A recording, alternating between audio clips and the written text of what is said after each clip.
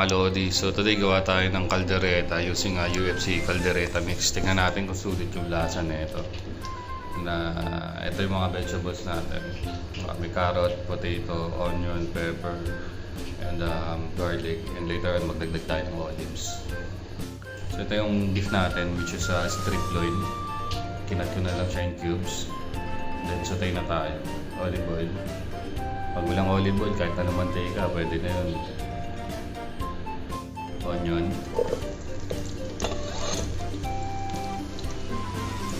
Then garlic natin.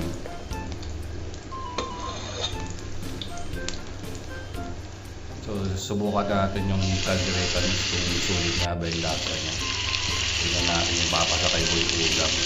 Then ito yung season natin, beef natin. So, tayo lang. Malambot naman na itong beef na ito. Hindi siya kailangan pakulan na sobra. Depende siguro kung anong beef meron ka. Kung kailangan mong mas matagal na luto, hindi luto matagal. And caldereta mix natin. Direct ko na siya. Kung gusto niyo, ikanawin niyo muna sa tubig. Pero ako, diretso ko na siya. Then add na lang ako ng water. Iba naman, kinakanaw muna sa tubig. Kaya ako, diretso na yan. Bahala na siya dun. Then pakulo nyo lang. Pakulo nyo lang siguro mga 1 hour. Kulo and then simmer for 1 hour to 2 hours. Depende sa beef na gamit nyo. Kung gaano siya katagal lumambot. So ito yung laman ng UFC caldereta mix natin. Kaya I think siguro di na ako magdadagdag ng kung ano pa. Yan na siya mismo. Then simmer na lang hanggang lumambot yung baka. 1 to 2 hours. Then ito mix nyo. Maya nyo bisitahin. Then ito na yung ano natin. After 1.5 hour, dagdag na tayo ng potato and carrots and pepper. Then palambutin na natin siya. Yan, super dali lang. Dagdag tayo ng olives maya. Yan, so meron akong green olives, spicy olives to. Stuffed with Arabic chili yan eh. Yan, pinatong mo na lang siya sa taas. So, yan. Subukan na natin kung papasa kay Boy Ulam tong caldereta mix ni UFC. Ciao.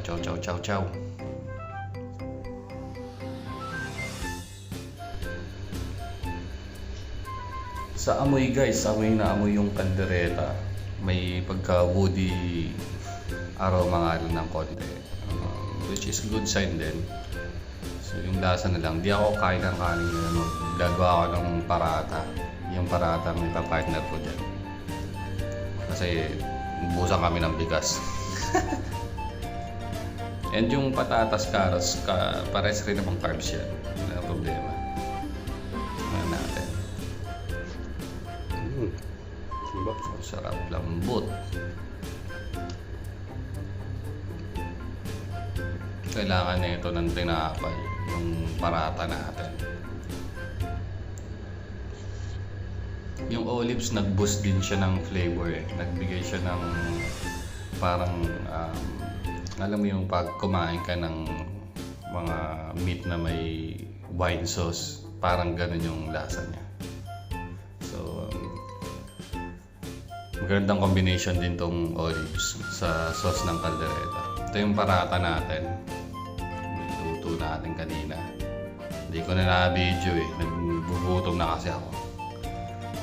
Yan. Dito sa Middle East, sa mga Arabic country or mga like India, Pakistan, Afghanistan, yung mga nista na yan, mga Arabic, mga Muslim, more on bread sila. So, ang daming klase ng bread na pwedeng gamitin. May kubus, parata, chapati, naan. Sobrang dami. Sinasawsaw lang nila sa sauce o balot sa karne, gulay, and then diretso kain na. Enjoy mga lodi. Sige, ciao muna ako sa lamas. Pala, i-rate pala natin si UFC caldereta mix. Siguro para sa akin 9 out of 10. Maganda yung pagkakagawa ng caldereta mix na yung UFC. Unlike dun sa iba na nagamit ko na malayo yung lasa. Ito may malapit-lapit sa katotohanan to si UFC. UFC baka naman. Yes, ciao.